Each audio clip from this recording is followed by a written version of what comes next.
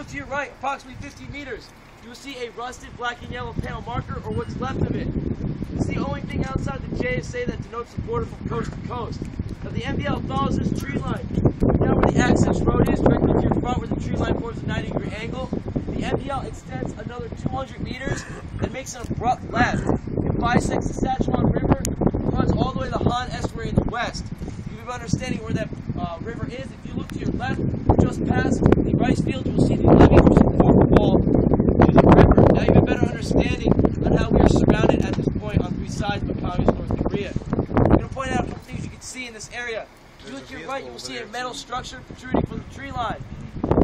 This used to house the speaker system that would broadcast propaganda 6-12 hours a day. Now, however, houses a security camera or a complete security camera. Now, just beyond that to the left, on the side of that hill, you'll see what looks like a backwards J-shaped dirt road or a backwards fish-hook road.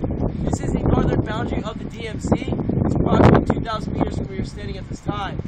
Now, go further a little bit to the left and closer, you'll see another two-story tan tower. This is KPA guard tower number 5. It is currently monitoring us, so once again, for the last time, please do not point blank gesture or communicate in that direction. Let's go a little bit more. About your 1 o'clock, at the base of the tree line and the other hill, you will see a cluster of buildings that will look like an elongated blue roof. This is the former Czech and Polish NNSC.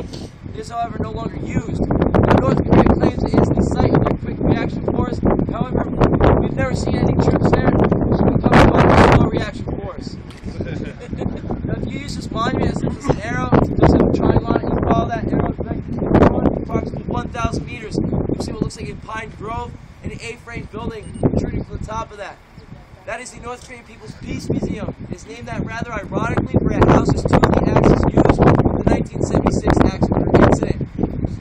Now, just down to your front left, you may be able to see the roof. On the other side, you can see the top of the tan building, and then you'll see on the blue building on our side. In between is the bridge of no return. That tan tower on the other side of the bridge of no return is KPA checkpoint number 7.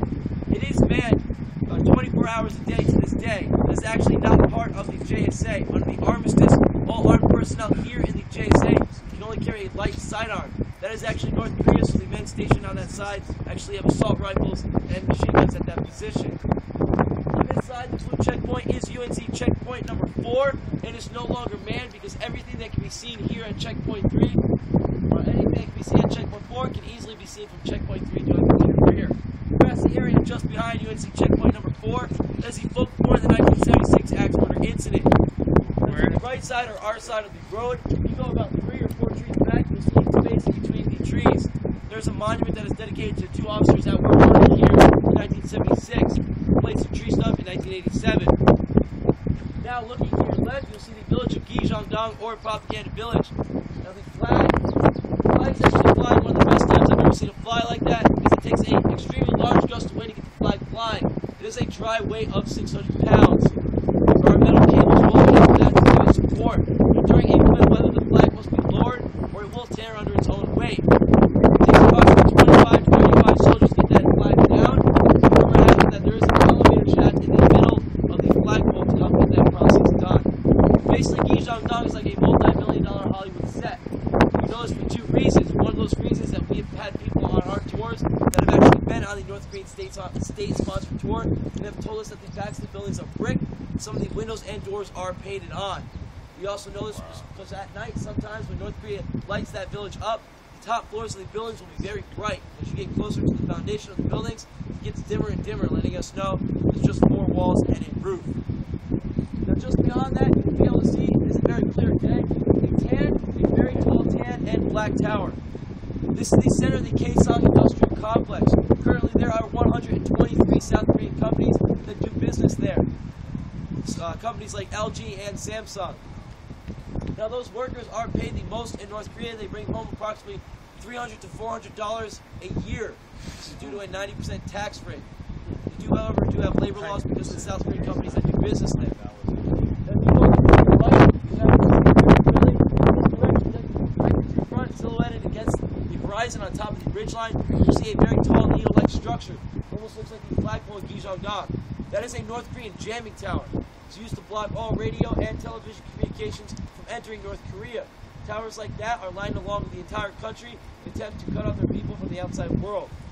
You also know this is a jamming tower because if you were to look at your cell phone at this time, you will have no service. If you do have service, it's probably one bar. That tower itself is standing on top of the city of Kaesong. It's the fourth largest city in North Korea. At this time, if anybody has any questions about this area, I know it's a little bit windy out here, so if you do want to get back on the bus, please feel free to go back. If you have a question, please feel free to ask. We'll have about a minute or two. There is a large group that has actually caught up to us. So we'll have